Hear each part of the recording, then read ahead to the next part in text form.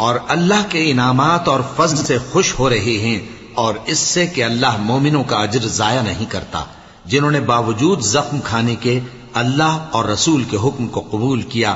جو لوگ ان میں نیکوکار اور پرہیزگار ہیں ان کے لیے بڑا ثواب ہے۔ جب ان سے لوگوں نے آ کر بیان کیا کہ کفار نے تمہارے مقابلے کے لیے لشکر کثیر جمع کیا ہے تو ان سے ڈرو، تو ان کا ایمان اور زیادہ ہو گیا، اور کہنے لگے ہم کو اللہ کافی ہے اور وہ بہت اچھا کارساز ہے۔ پھر وہ اللہ کی نعمتوں اور اس کے فضل کے ساتھ خوش و خرم واپس آئے، ان کو کسی طرح کا ضرر نہ پہنچا، اور وہ اللہ کی خوشنودی کے تابع رہے، اور اللہ بڑے فضل کا مالک ہے۔ یہ خوف دلانے والا تو شیطان ہے جو اپنے دوستوں سے ڈراتا ہے، تو اگر تم مومن ہو تو ان سے مت ڈرنا اور مجھ ہی سے ڈرتے رہنا،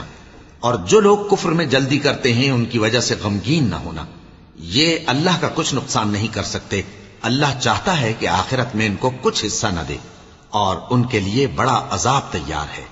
جن لوگوں نے ایمان کے بدلے کفر خریدا وہ اللہ کا کچھ نہیں بگاڑ سکتے، اور ان کو دکھ دینے والا عذاب ہوگا۔ اور کافر لوگ یہ نہ خیال کریں کہ ہم جو ان کو مہلت دیے جاتے ہیں تو یہ ان کے حق میں اچھا ہے، نہیں، بلکہ ہم ان کو اس لیے مہلت دیتے ہیں کہ اور گناہ کر لیں،